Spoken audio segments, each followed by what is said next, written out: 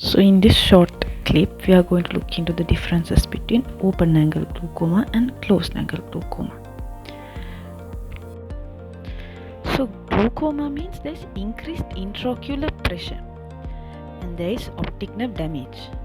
So if you look into the open angle glaucoma, you can remember it as ongoing and the onset is slow.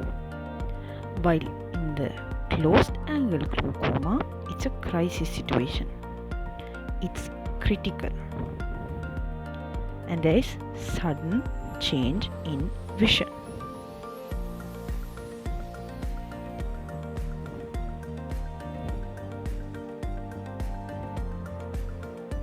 So what happens in open angle glaucoma? There is slow clogging of the trabecular meshwork and there is reduced aqueous humor drainage.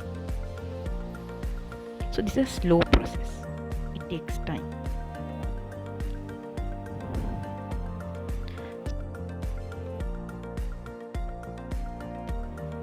While in the closed angle glaucoma, there is a sudden blockage of the outflow due to the physically closed anterior chamber angle.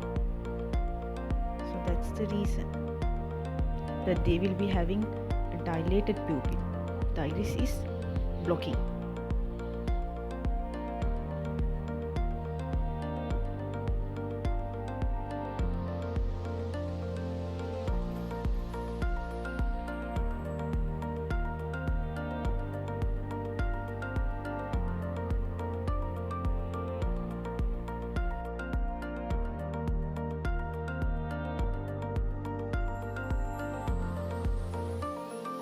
So in the picture I have drawn, you can see in the open angle glaucoma, the distance between the cornea and the lens is increased and the slowly blocking of the trabecular meshwork. Whereas in closed angle glaucoma, there is the iris is covering that angle between the lens and the cornea and the trabecular meshwork is so much blocked. So that's what happens in closed angle glaucoma. So open angle is asymptomatic until later stages.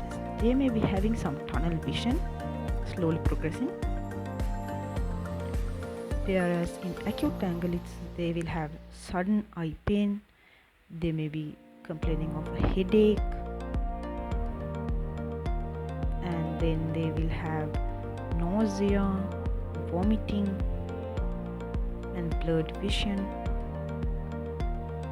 And then maybe they will be complaining about halos around their eyes and they may come with a red eye. Then in the open angle glaucoma, there will be increase in intraocular pressure to about 20 to 30 mercury millimeter, whereas in closed one it's very high, more than 40 mercury millimeter.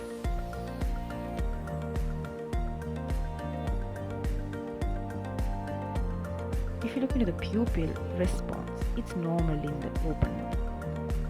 Whereas in the closed one, it's mid-dilated and non-reactive pupil because the iris is closing off and because of the scheme of the iris sphincter, they are not working properly.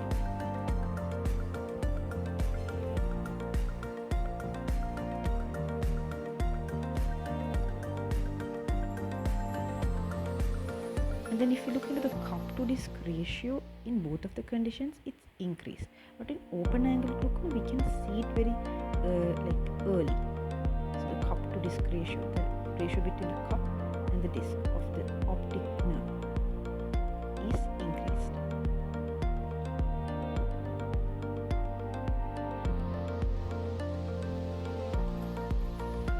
So now if you look into the risk factors of the open angle glaucoma, it's if they are in the age more than 40 years of age and if there is a family history and there is diabetes mellitus and myopia, there is more chance of getting open angle glaucoma.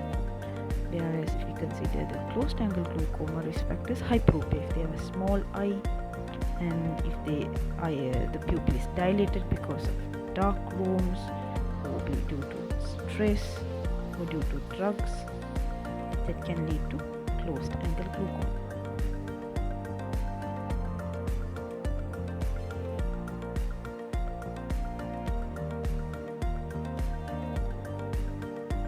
So then how are we going to manage these two conditions? Management wise, we can give prostaglandins and then beta blockers and then laser trabeculoplasty.